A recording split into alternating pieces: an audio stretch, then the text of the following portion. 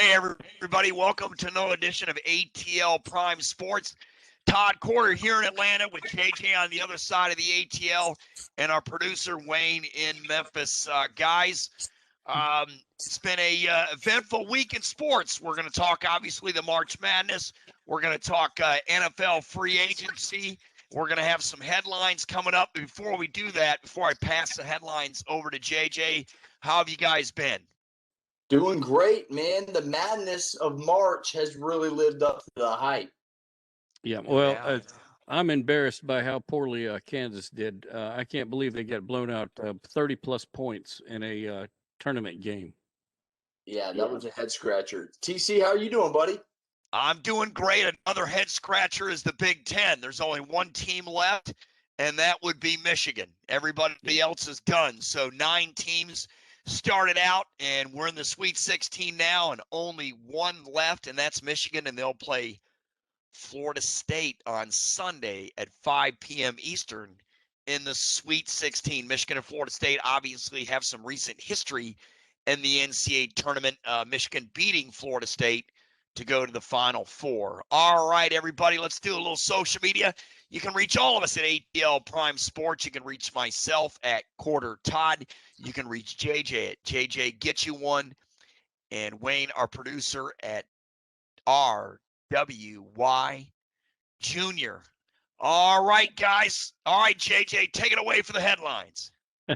Yeah, I got to get a sip of water for these because it just keeps growing on you. But first, I do want to give my condolences to the Baylor family, Lakers Hall of Famer, Clippers general manager, and NBA legend Elgin Baylor passed away Monday at the age of 86 of natural causes. 10-time All-NBA, 11-time All-Star. Again, prayers to the Baylor family, the Laker and the Clippers family, all of Los Angeles, and all the NBA world. Sad day. Yep. Very sad. A great player in his day. Number 2, we'll stick with the NBA. Hawks won 8 in a row with the win over the Lakers on Saturday evening. Win was huge because it brought them to 2 games above 500, and it actually, as of Monday morning, put them in first place in their division, a half game above the Heat. But they did lose on Tuesday night to the Clippers, so they're 22-21 as we sit right now.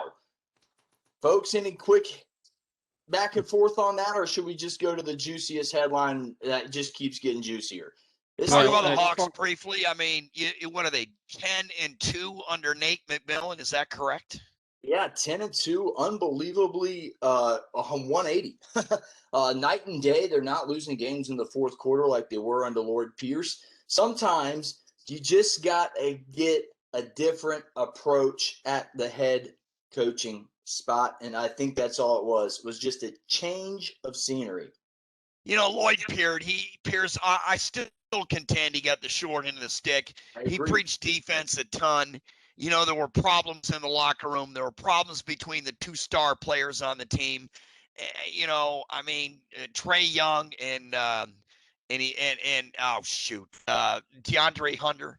Or no, not DeAndre Hunter, but the other star on the team. Why am I stuck on him right now? JJ, help me out with that. You have Cam Reddish. You have Bogdanovich, if I No, he's not the star. The other one. I'm stuck on the stars right now today. I mean, they've done so well since Nate McMillan took over. You're thinking about John Collins, and he is on the trading block currently. Thank you. Yes, I was getting to it. Yes, John Collins, the issue in the locker room, the issue between Trae Young and Lloyd Pierce, and now Nate McMillan, who's done this before, who's coached in the NBA plenty before, you know, is taking over a tough situation because he was close friends with Lloyd Pierce. And, you know, everybody was wondering whether he was going to take the job. He did take the job, and they're off to a terrific start. We'll see if they continue it from here. And again, the last but certainly not least, Wayne, you want to get in on this real quick? Well, just that Memphis actually won their game last night, so that's 2 in a row, which is, I guess, a winning streak for Memphis. That's what they said in the movie Major League. 2 games in a row is a winning streak. So, yes. But we'll see how the Hawks can continue to do this. The Deshaun Watson lawsuit number has reached 16 as of 5 p.m. Tuesday night. More women have filed lawsuits claiming inappropriate conduct and sexual assault against the Texans quarterback. The lawyer representing the women, Tony Busby, says he will submit evidence and affidavits from several women. But there has been clapback from Deshaun Watson's team saying that these allegations are false, and they have proof that one of them is false. So this just gets Keaton better. It's better and better every day. Again, he is innocent until proven guilty in my eyes. This is a civil lawsuit, but the hits just keep on coming. Personally, I like to let all the dust settle before I make a judgment. I'm just passing on the news. Right now, the number is 16. And again, more women are expected to come forward. We'll see what happens when the dust settles. But this is really big news because we all know the Texans signed Tyrod Taylor. So they do have a quarterback with starting experience on the roster. And here we go now. This is, again, innocent until proven guilty, civil lawsuits. Number is 16, and that's the news. And honestly, folks, I wouldn't take it much more than that because this is civil, and right now it's not criminal. We had 22 total that have come, but 16 have been filed. Correct. So we expect 6 more to be filed in the near future. And my thought is, when is the NFL going to step in and potentially just take Deshaun away from the team? You know, there's been rumblings on social media.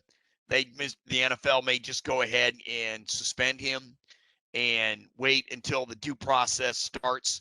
But right now, you know, he's put the Houston Texans in one hell of a pickle. They can't trade him.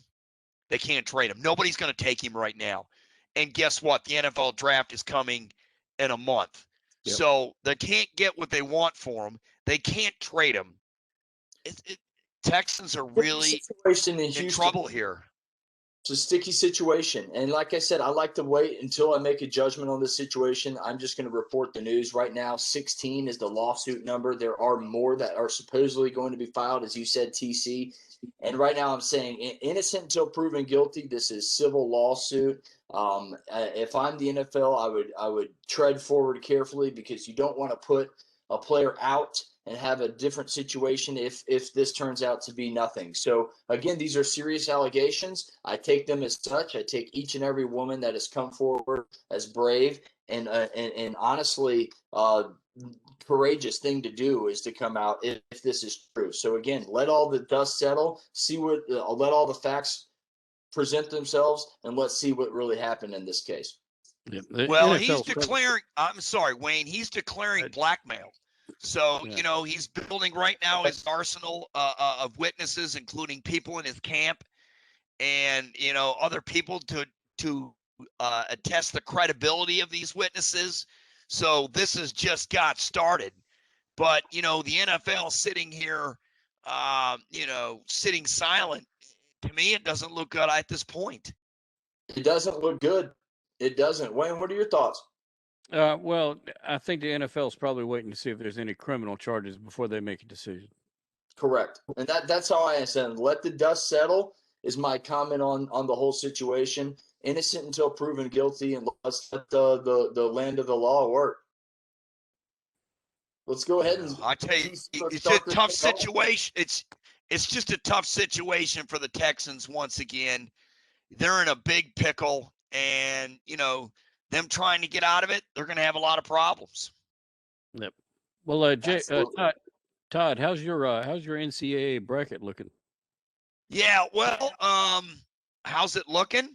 I'm right now in second place. It's looking better than y'all's at the moment. Right. But then again, my national champion is out. So, you know, let's just go ahead and talk March Madness since we went ahead and went to it. We'll come back to the rest of NFL free agency later. Let's do it. My bracket's looking fine. I'm in second place. I don't have my national champion, Illinois, but I do have 3 of my 4 still set for the Final Four, and we'll see how this looks in our bracket challenge. Somebody's going to win. Yeah, by default, the way it looks like. Right now, I want to give a shout out to CMC 12347, as it looks like is his bracket number. But CMC, hey, good job. Right now you're at the top of the ATL Prime Sports Bracket Challenge. It could be getting a $50 Visa gift card shipped your way. Remember to reach out to us, message myself at JJ Get You One or at Corder Todd or at RWY Junior to get in touch with us. But yeah, we're looking pretty good, folks. I have the most points to game at 1,420 points. My champion, my finalist, and Michigan are still alive. I still like those guys. And let's talk about some of the upsets in the first and second round, because this has been madness. And our bracket challenge right now, there's about 5 or 6 of us that are still alive. It's going to be fun to watch. Yep. Well, there were 9 double-digit seeds that made the round of what, 32. Yeah. So you've seen some of them go by the wayside. You've got Oral Roberts in the Sweet 16. That's one heck of a story. They finally got a check mark there on social media. They defeated they defeated Florida in this tournament, and they also took down Ohio State. So obviously those two schools failed their oral exams, and they're done. I mean, they're finished. What a story for Oral Roberts, a 15 seed, to make the Sweet 16. To me, that is tremendous. Yeah. What, out of 20 million brackets filled out? Nobody's perfect at this point, right? Not a single perfect. After 28 games this year, in fact, the Maryland-UConn game broke it. The 3 remaining perfect brackets in that game had UConn winning. Maryland topped the Huskies, and that was everybody's perfect bracket. So the $1 billion bracket's up, but Oral Roberts took down Ohio State in the first round 75-72. And another 3-point win against Florida to move on to the Sweet 16, the second 15 seed to advance since the Florida Gulf Coast Lob City team. Yeah. I can't remember the year off the top of my head there, but that was a fun team to watch as well. I'm pulling for Oral Roberts. I hope they get that blue check mark and they get an Elite 8 berth. They did. They already did get it. I think it'll happen. Yeah. No, that's what I said. They get it. The blue check mark. That's what they got. The blue check mark, and I hope they keep it going. And I don't think it will, though. It's good. They're playing a buzzsaw in Arkansas who's playing extremely well right now. They got by Texas Tech on a 2-point win, withheld a last-second shot there, and they beat Colgate. Storylines. This has been a storylines in this tournament. The storylines in this tournament are tremendous. I mean, look at Loyola Chicago beating Illinois. I mean, we could go on and on with these upsets. Ohio defeating Virginia. Virginia is either all the way or out in the first round. And this year, they're out in the first round. Yep. I mean, these upsets are incredible. Look at the Pac-12. I mean, holy smokes, they've had a great tournament. The Big 12 has had a great tournament. The Big 10, there's only one team left in the tournament. Great storylines.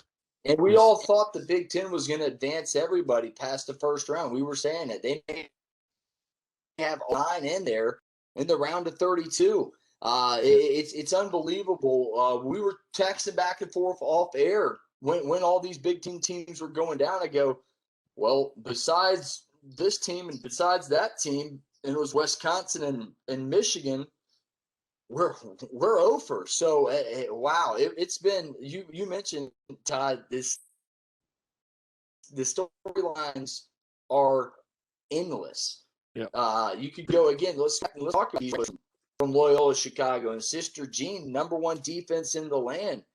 The center, who is a middle piece in that last Final Four, runs back on this year's team. And here we go. If they win, you and I, they match up very well against any team in the country, TC. They can stop anybody. Yep. Well, there's no question about it. I mean, you beat the #1 team. You got a great shot now to get to the Final Four. You can beat everybody that's in front of you. I mean, it's very possible that Loyola Chicago could get to the Final Four.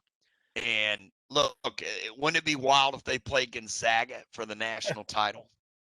Well, that'd be It's wild. possible. It's fun to watch. It'd be two mid majors. Dave would love that if Dave was on. Dave would absolutely love that matchup. I am sure. I would love to ask Dave if Sister Jean faced the Zags. Sister Jean versus Mark Few. Who you got, and would you love that tournament? I guarantee the answer is yes. Well, you can't consider Gonzaga a mid-major. They've been doing this for 20 years. They're one of the big boys in college basketball now. But you talk about the conference. They play in arguably the weakest conference in college basketball. It's not that good besides them and BYU and maybe St. Mary's from a year in and year or two basis. But top to bottom, the West Coast Conference isn't what some of these other mid majors like the Missouri Valley, when Southern Illinois is good and Northern Iowa is good, and they've made runs in the tournament. Drake's made a run in the tournament. The Missouri Valley is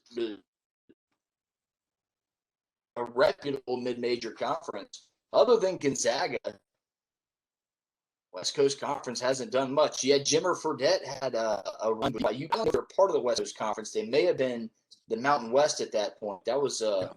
It doesn't matter their conference. It doesn't matter their conference. Gonzaga has been doing this for 20 years. Like I said, they have a great track record. Technically, they're a mid-major.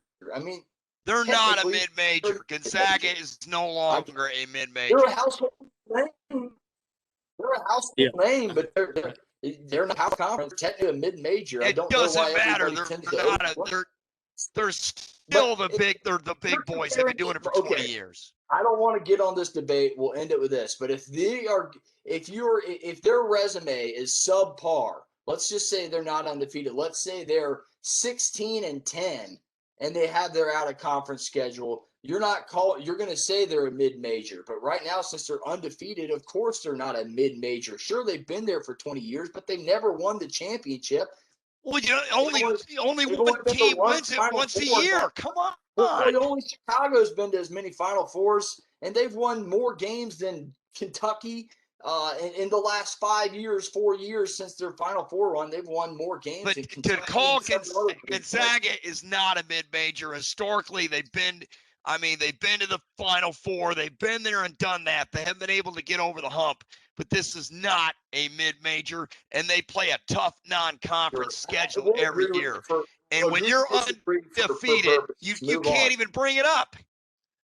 Can't bring it up. You can't use the mid-major term when they've done it for 20 years and they're undefeated, period. Sure. I'm not trying to argue this right now. Let's talk about again, I'm not trying to debate. I made my point. If you're comparing their resumes when they're not 26-0 or whatever they are, 28-0, we're talking about this on a different year when they have a different record. Yeah, they're going to be considered a mid-major. Let's move on, though. They are one of the favorites. I still have them in my national title game. I still like them out of their region. They can move the ball around. They're one of the best teams in the country in assists. They can get the ball inside to Timmy, who's got a great over 65% field goal percentage, and they can finish with the best of them. I think they're the second best offense off the top of my head in the country. So, yeah. And then aspects, if they're conference, there you go. But I'm not debating this. They're in my championship. I got them in my championship against Baylor. So no, I don't think that. But looking through the forest, hey, it's a mid-major if Gonzaga and Loyola Chicago makes the tournament final. Period. Yeah. Gonzaga's made the NCAA tournament 23 times. Since 1995.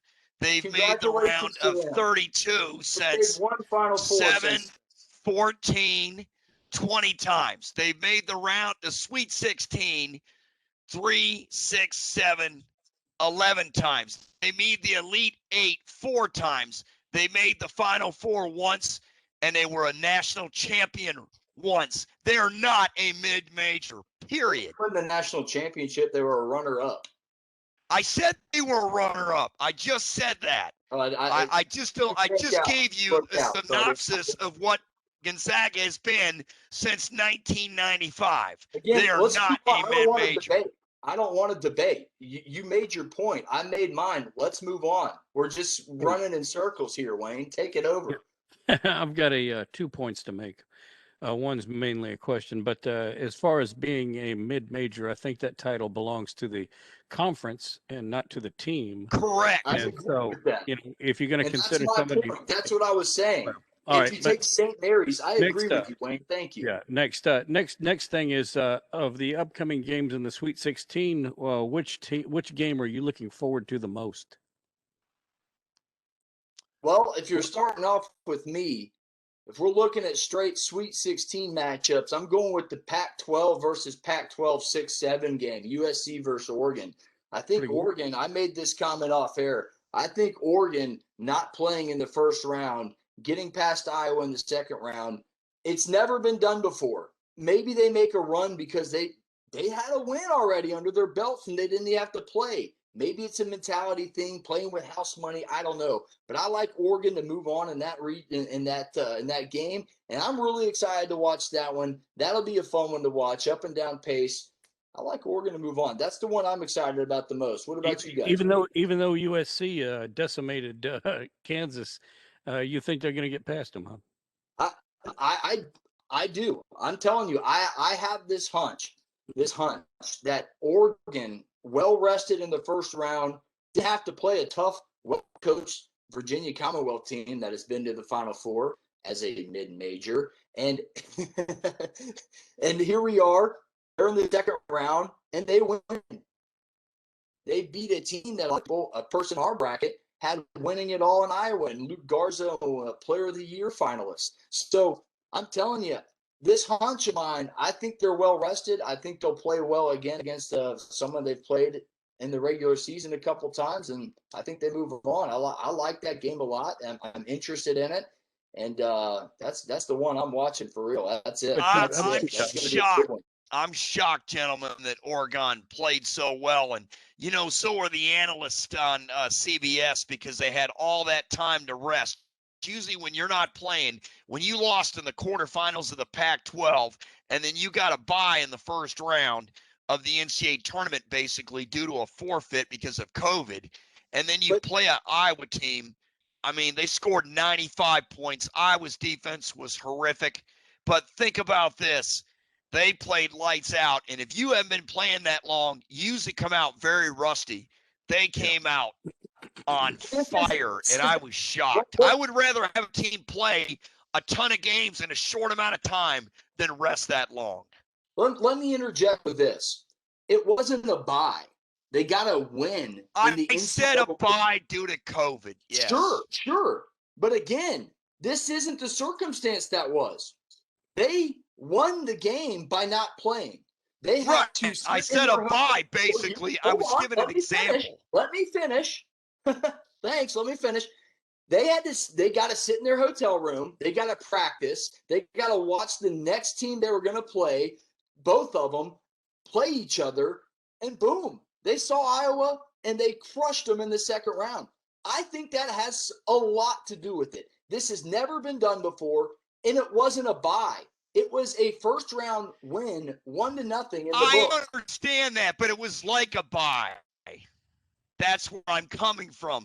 And second of all, usually when teams don't get this kind of rest, they don't play that well. They played fantastic, and Iowa's defense was non-existent. They gave up 95 points. All right, so Todd, which game? Listen to me. It doesn't matter because the point is mute. They played great and they won the game. They played fantastic. I said that. So what? Okay, so your point is mute that they usually play bad. They didn't. No, my point's not mute. I said usually when a team rests that long, they come out flat. It was the opposite. But they did very well. Exactly. That's why I told you the reason I didn't. You're not hearing me out. And it wasn't. You're thinking it's like a bye. And you're in my head as a player, as a school, you get the money for winning that game. Right, but it's a bye in terms of not playing. That's what I mean. That's what I mean. Sure, you get the benefits They get the forfeit, basically. Mentally, this has never happened before. Hear me out. Mentally, as a player, we're in the second round. Wow. Yeah. That's a good thing. You're celebrating after a win like this. Look at Iowa Oral played Roberts. so poorly defensively. God, you know what? Oregon was a team. They had better athletes on the floor, and they took advantage of the open space. And Iowa defensively, they went from the zone to the man-to-man and helped out somewhat, but their defense was non-existent. Luka Garza was brilliant. He had 36 points. Nobody helped him out. Nobody helped Garza out on Iowa. It's like Garza. Now they did get a bogus call on Bohannon on that foul, and they called that flagrant on him. That was absolutely ridiculous. But that, overall, Oregon outclassed Iowa easily. And I don't mean to yell it, but here's my point. It's never been done before, and this is different. So I think Oregon, with the mentality of, hey, we're now in the Sweet 16, and we've only played one game. Similar to what I told you about Georgia Tech and the ACC championship. They only had to play 2 games to win a championship. They still won it. Oregon has one less game than anybody else on their schedule right now. And if they get to the title, they will be one less game, much more rested. I want to hear Wayne's opinion on this as our producer. Wayne, what do you think about the bye, as TC's calling it, and as I'm calling it, and the school treats it as a first-round win? I said a bye/forfeit. Go ahead. That's why I went like this. Yeah. Actually, I'm more interested to hear what Todd's game, what he's looking forward to in this next round. Yeah, let's do that. Well, I'm looking forward to the right. I'm looking forward to the Syracuse contest. That's going to be one heck of a game, Syracuse and Houston.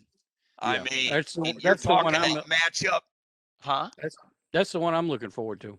Well, let's talk about it. This is Syracuse barely made it into the tournament. They barely made it in, and think about it. Everybody in the ACC gets to play against that matchup zone, if not once, but twice, and maybe 3 times a year if they get deep in the ACC tournament. Nobody else is playing this 2-3 matchup zone. And, they're not used to it. And you can tell the teams are hesitant. They affect the shots. I mean, Jim Boeheim and company, they have perfected this zone for years. And you could see it. Teams are hurrying shots. They get inside. They don't think they have enough time. They panic. And Houston's going to have a tough time with this 2-3 matchup zone. I don't know if Houston gets by Syracuse. That's going to be a heck of a game, Wayne. I don't think Houston's going to have any trouble with that zone. Houston is in the American Athletic Conference, and there's a reason why you don't see a 2-3 zone or a 3-2 zone in the American Athletic Conference, and that's because of how they play their offense. Houston is going to probably either try to do a a dribble drive penetration on that zone, or push the pace and run and gun. Right, or they're going to try to shift that zone side to side until they get ahead of it and then make their shot. But that's one way to look at it. But you know what? If Houston gets behind and Syracuse controls the boards and the tempo, Houston's in big trouble. Well, Syracuse's big weapon is that Buddy Boeheim and his shooting. He's a great player. Yeah. Buddy Boeheim, Buddy Buckets. It's Boeheim. I know. I just want to call him Buddy Boeheim Buckets because it makes it sound better. But it is Buddy Boeheim, and it is Buddy Buckets. The guy can shoot from anywhere. He's averaging 18 a game in the regular season. Syracuse is scoring 75 a game, 78 a game in the first 2 rounds of the tournament. So they're shooting the ball well. And this guy is part of the reason. I mean, he had 22 of his 25 in the second half the other night, really propelled him against West Virginia. Fun player to watch, too. Absolutely fun. You can tell he's a coach's son. He plays with his heart. And it's just absolute a treat to watch this team defensively and then come around on offense and shoot the 3 ball as well as this team does. It's fun to watch the Syracuse Orange. Don't be surprised. I was going to say, Wayne, I'm sorry, go ahead. Don't be surprised if Houston just lets a buddy shoot as much as he wants and make as many points as he wants, because if they shut down the rest of the team, they're not going to win. Well, here's an interesting deal. If it comes down to free throws and Boeheim is at the line, he's plus 90%. He's 92% from the free throw line, and he is ice. And I think Houston is going to have a problem if it comes down to the end like that, because if Boeheim can make these free throws. Another game I'm looking forward to. Wayne mentioned it, the Michigan-Florida State game. They already have a history in this NCAA tournament for the right to go to the Final Four a few years ago, and Michigan won the game. And the key for me for Michigan is Wagner. He's got to play really well. He's the X factor. He was a non-factor in game one. He was a big factor in game two, and 21 points off the bench by Brown was huge. And, of course, they still aren't going to have Livers, one of the versatile players they have. They'll need a big game inside, obviously, from Dickinson. And, Florida State's an athletic team. They like to get up and down the floor. Again, controlling the pace and the boards is going to be huge, and second chance shots are going to be huge in this game. Well, you're absolutely right. Rebounding the ball offensively and defensively will be key in that matchup. Let's go ahead. Let's give our listeners who we like moving forward. Move this thing around, and I do. Since I'm going to stick with my 3 Final Four guys, I'm sticking with my Baylor Bears to win it all. I'm sticking with them playing Gonzaga. Sticking with Michigan winning their region. I think Syracuse is going to take this Midwest region guys and go to the Final Four with all these buddy buckets and their defense. That 2-3 zone, as we mentioned. I like Syracuse. That's my picks. I've got Loyola, Baylor, Syracuse, Arkansas, Gonzaga, Alabama, and USC beating Oregon. Wayne, who do you have winning these 8 games? Well, if you're going to make me pick all 8, let me take a look here. I'd say it's going to be Gonzaga. Take your time. Gonzaga, Baylor, USC, Arkansas, Loyola, Michigan, Alabama, and Syracuse. Wow, I think we're exactly the same on that. Yeah, pretty much. I had Loyola, Baylor. Wayne, I think you said Loyola, Baylor, Syracuse, Arkansas, Gonzaga, Alabama, and USC. I think you said the same 8 as me. Yeah, well, I would pick Houston, but I can't stand Houston. Well, I figured that was coming. I got the same exact 8. I got Loyola, Arkansas, Baylor, Gonzaga, Oregon moves on, Michigan moves on over Florida State, and again, I got Bama beating UCLA. The only difference you have from us is you have Oregon beating USC. Correct. We have USC winning. Wow, we're all the same on that. That stinks. I did get a little bit of a side question from some of my family members. What is? They wanted to know how strong Alabama's baseball team was. Alabama's baseball team. Go ahead. The reason they're asking that is because they fully expect Alabama to dominate basketball the same way as they dominated football, and so now their question is, can their baseball team dominate and just make Alabama just the dominant sports team overall? I don't know. I haven't looked at the SEC much in baseball, but we already know what they did in football. So yeah, it's pretty early. I haven't really followed Alabama. Well, maybe we need to start 5 overall. They're 11-4 and 3 on the road. But hey, I don't really pay attention to the metal bats. I'll be honest with you. I'm a Major League Baseball guy, but Alabama's looking pretty good on the diamond right now. Yeah, well, maybe we should start paying attention to Alabama baseball so we don't get left out. I can tell you this: their softball team is highly ranked, and they're very good. And I bet they make the College World Series.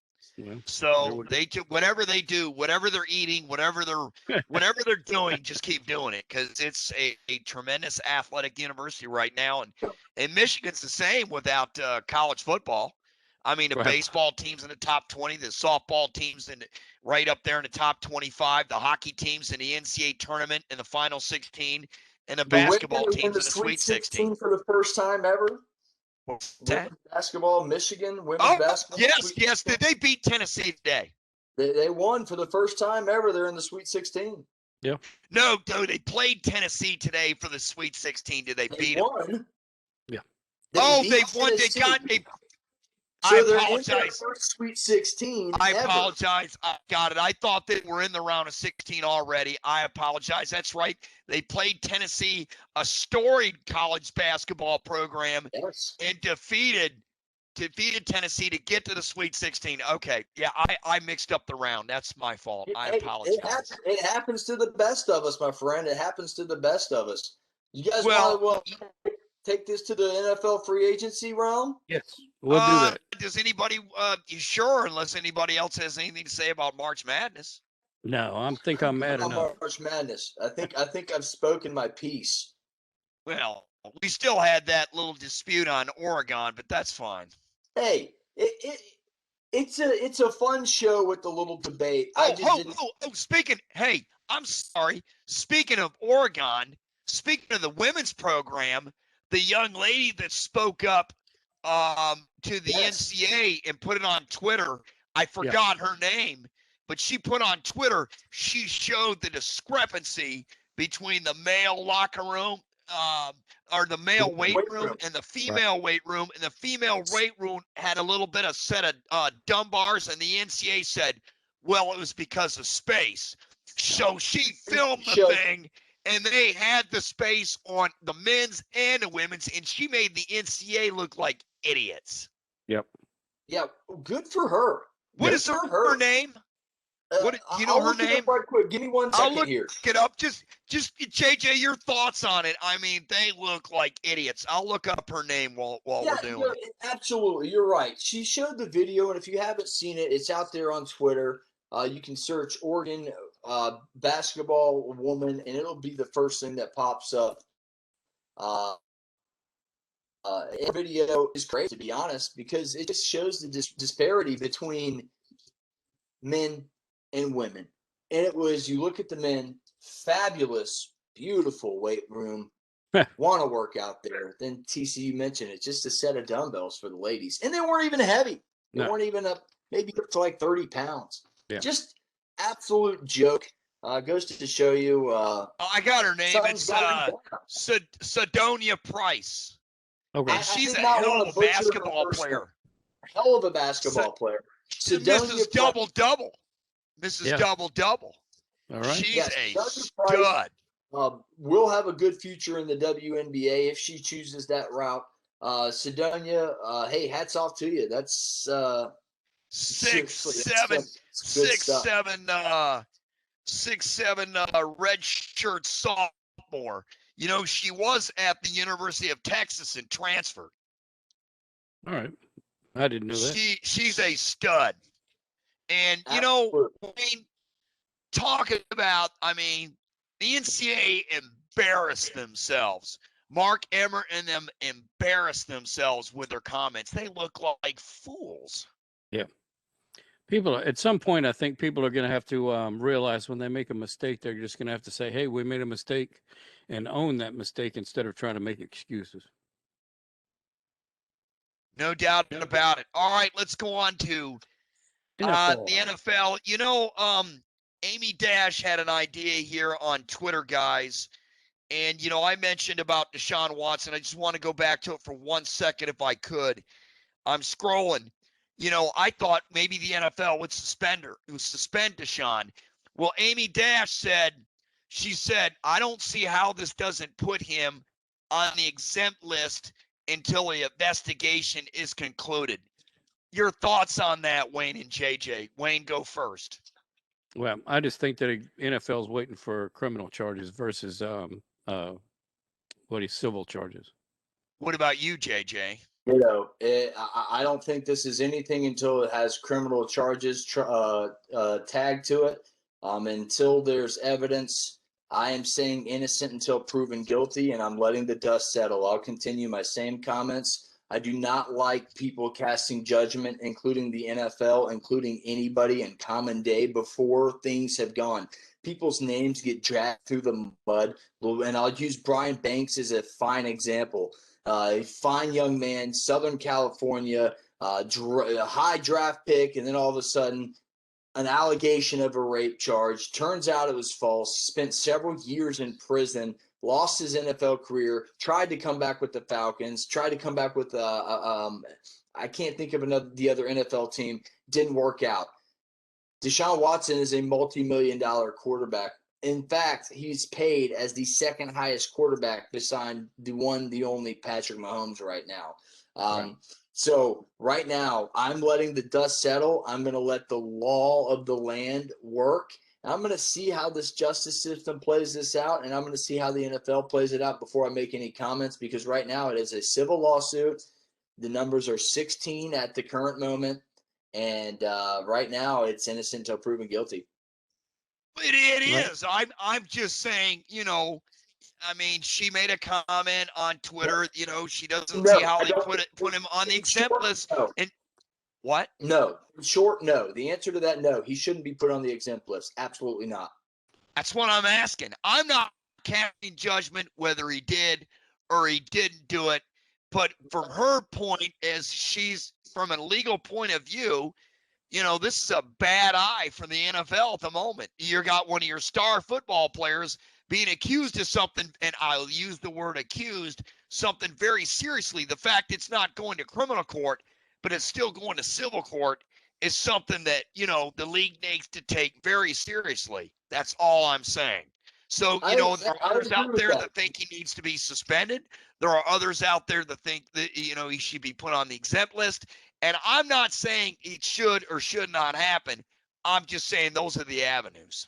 And I don't think he should be put on the exempt list, but I think if I'm the NFL, my comment would be I'm letting the dust settle. I'm going to see the facts out. I'm going to put in – they're probably already doing their own investigation. It wouldn't surprise me somehow, some way, starting to get the wheels turning on that. So we'll see more in the next coming days. Next, find out if these are real, if these are fake. And again, I'm not saying anything right now. I'm just reporting the news. And right now it's 16 That's lawsuits. A lot. That's a lot of women, man. And, the details of it, we don't need to get into the details what's already been said out there. We'll just let that play. All right, let's go ahead. Let's go ahead and go to free agency. The Falcons signed running back Mike Davis from Carolina. They also signed former Bears running back Bartavius Mingo on a one-year deal. This is a big move for me, Mike Davis at running back. This gives the Falcons a little bit of leeway what they want to do in the draft. I want to ask you guys if they trade down and if they get the extra slot and Najee Harris is still there, yes, even though they drafted Mike Davis, I'm still taking Najee Harris because this guy is a franchise back, and he went to Alabama's pro day, drove 9 hours, and he's not really taking part of it, but he's there for his teammates. This is a high character guy. This is a franchise running back. They don't come along a whole lot in the NFL. I'm Atlanta. I'm still taking Najee Harris, despite the 2-year deal for Mike Davis at $5.5 million. Your thoughts, JJ? Absolutely. I'm drafting Najee Harris. I've been saying it from day one. You only have one healthy running back on the roster right now, and I believe that is Ito Smith. So right now, Ito Smith is not a starting running back. Mike Davis is a good third down guy, catching the ball out of the backfield, backing up a feature back like Christian McCaffrey, or in this case, like Najee Harris, which the Falcons should pull the trigger on. They should move back into the 12 to 20 area, get another draft pick, get Najee Harris, and get Matt Ryan a running game. I agree with you, Todd. 100%. We're not debating about this one, buddy. Let's kiss and make up because here it is. We're fine. I ain't kissing you, and I ain't making up. But here's the thing. Harris. Yeah, you know what? Wayne, what's your thoughts on that? Then I've got another question for you guys. Well, I still think they should focus on defense. Quit trying to mess with the offense. Okay. I'm going to put this scenario to you. Say they draft a pass rusher at 4 or an offensive lineman at 4. All right. Do you go get Najee Harris if you know? Okay. So forget that. They don't trade down. They're at number 4. You want them to trade. You wanted them to take defense. All right. Let's say they don't. Let's say they trade down. They got 2 picks. You want the first one on D. Then would you take Najee Harris? No. You think they should strictly concentrate on defense? Right. Either a defensive end, somebody, edge rush, somebody like that. Quiddy Pay is going to be available. And then there's that guy from Penn State still Micah out there. Parsons. Right. And I think those 2 would be the 2 I'd take. But that's, I'm not an NFL. You know what? I like to hear that because that just tells me you're focused on the front 7 and getting to the team's opposing quarterback. And there's nothing wrong with that thought. There's nothing wrong with me and JJ's thought. Let's go to the other question. There's the room where they're going to draft at quarterback at number 4, the kid from North Dakota State. Would you all take him at 4, No. JJ?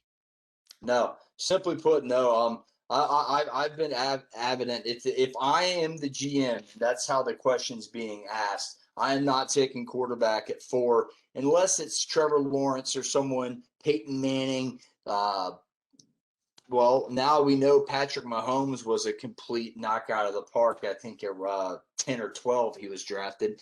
Yep.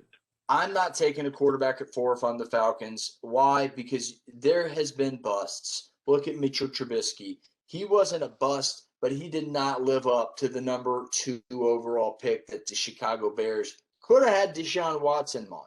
So I am not a fan of picking a quarterback at 4, especially when, in my opinion, it would not be the guy that you want. And the guy that everybody wants in this draft is Justin Fields or Trevor Lawrence. And the third guy is Zach Wilson. I don't know if you'll be able to get any of those guys at 4. And if you don't get your guy, don't reach on another quarterback just because you're drafting at 4. Can I ask you a question? Would you take Justin Fields at 4 or Trey Lance if you're going at quarterback for 4? If I'm going strictly off ability, I gotta go Justin Fields. He played in the Big Ten. He played in big moments. Played in a national championship game as a freshman at Georgia. Goes to Ohio State. Takes his team to another one. The guy can play. I know the knock on him is looking at the first receiver, not going down his read progressions, looking at other receivers that may be open on plays that the first route is covered. I know, but when you're at Ohio State and Alabama, like Mac Jones and Justin Fields are, you tend to have wide open receivers. Guys are just better. But he put the ball right there, extremely accurate. If Justin Fields is at 4, yeah, I would take Justin Fields, but I don't think he'll be there. Like I said, if he's there, I'm taking him. But if so you're saying if they don't trade down and get the extra pick and Justin Fields is at 4, would you take him now? Yeah, I'd take Justin Fields at 4 now. So you wouldn't take the quarterback? If it's Justin Fields. But we mentioned Trey Lance in the question. I'm not taking Trey Lance at 4. If Justin Fields is there at 4, that's a whole different story. We weren't in that scenario. You have not traded down. But again, I don't think Fields will be there. And if the trade doesn't go down, folks, and the Falcons don't draft a quarterback, it would not surprise me if they drafted Pitts out of Florida, who is an unbelievable tight end and would be a steal at 4 because he's a top 1 type player in most other drafts. What about the lineman from Oregon at 4 if they got to go there? And Sewell, great pick. He'd protect Matt Ryan, but again, I think you had 2, McGarity and gentleman from Boston College. I can't think of his name. Who didn't play much last year. The 2 first-round draft picks. You gotta hope that those guys can develop. That's what because the Falcons were in, we talked about this. The Falcons were in so many games last year, so many games. And Matt Ryan gets put on his back in a lot of these close games and really changes the outcome of the game. I think protecting him would be great. I'm honestly, and you know me, you're a first round draft pick. I'm going to give you the time to pan out because a team wanted you in the first round. So Falcons fans, I will say this, whatever they do at 4, be happy with it. Let the player work out because it can always be a diamond in the rough if you don't think it's the right player. But I would not be upset with Sewell from Oregon. Wayne, would you go quarterback at 4 if you didn't trade down? You'd still go to that defense, wouldn't you? Well, no, I think after the first couple of rounds and you've picked up enough defensive players, if you're going to look at 2 offensive players that I think are getting overlooked, Brady White at quarterback, and there's another guy named Gainwell or Gainway. Anyway, it's a running back with Memphis. I'll tell you what, Florida's quarterback could be down there in the 2nd or 3rd round. Yeah, Kyle Trask absolutely could be. Kyle Trask could be there. Maybe the Falcons are better off just fixing that O-line, trading down, and see if they can get that quarterback later on. I don't know why you're going to draft a quarterback when Matt Ryan's going to be here for the next 2 years. That's what I'm saying. And if this is Justin Fields, that really throws a wrench in things because I don't think anybody thinks Justin Fields will be there at 4. God, I actually think he might. Call me crazy, but I think he might be. Yeah. And if he's there at 4, he'll be an Atlanta Falcon. Yeah, and he's from Atlanta. All right, let's go on to stick with the quarterbacks. All right. I love this move that the Washington football team made, getting Ryan Fitzpatrick, Fitzmagic. You want to talk about a team that could win the division next year? They could, because their defense is hell on wheels, man. What's that, Wayne? They won it this year. But they could win it again. And their defense is hell on wheels. They don't have Alex Smith on the roster. Bringing in Fitzmagic, he would start right away. I love the move. I think you can win a playoff game with Fitzmagic or 2. I love him. I think he's a smart player. We all know he's got the Harvard genes. He's been a backup. He's been a starter. He's been the guy. He's been the backup again. He's been the guy again. He's been up. He's been down. He's been left. He's been right. I think that kind of puts a little chip on a guy's shoulder when he goes to a franchise like this on a 1-year, $10 million deal like he did. I think it's a perfect move. It's a guy that, like I just said, he's been up, he's been down, he's been all over the place. Now he knows, I'm here. I don't have Tua in front of me. I have a guy that got put into a playoff game because Alex Smith wasn't healthy anymore. This is it. This is the ride into the sunset career opportunity. All right, Wayne, what about you? We got about 9 minutes left. What about you?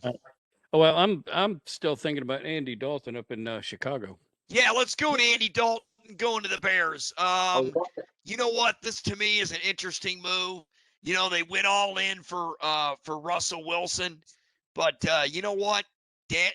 Dalton's united with his former OC there. Yep. So, you know, I like the move. Yeah, I like it too. Andy Dalton's a seasoned vet. He went to the playoffs 4 or 5 times with Marvin Lewis. He's reuniting with his offensive coordinator there, Laser. I can't think of the Laser, Lazor. It's Bill Laser. Bill Laser. That's correct. I was correct. So he's reunited with Bill Laser up there. You know, again, no Mitchell Trubisky there. You have a clear-cut path. You versus Nick Foles, and I like Andy Dalton a little bit better. Again, another 1-year, $10 million deal. I like the move a lot. Again, you mentioned they went after Russell Wilson, failed. Trubisky, back up for the Bills now. This is only a good move, and I think it can only go up. Andy Dalton played pretty good in substitution for Dak Prescott last year until he got hurt, of course. All right, let's go on to AJ Green going from My the favorite. Bengals to the Cardinals. This is Former Georgia football product. Yep. Absolutely. This is a great signing. Absolutely. You talk about the crowded wide receiver corps. You got DeAndre Hopkins, Christian Kirk, possibility of signing Larry Fitzgerald. You got AJ Green, and you got one other guy, Ezelia. I can't ever think of the guy's name when I need to the most. You have a crowded wide receiver room there. So you got plenty of guys to throw it to if you're Kyler Murray. Run outside the pocket, extend the play, throw it deep. AJ's got 50-50 ability. He's got the height. He can go up, and we've seen the highlight plays he's made for Georgia and for Cincinnati his whole career. Was able to play all 16 games last year. So how do you like the move? We got about 6 minutes left.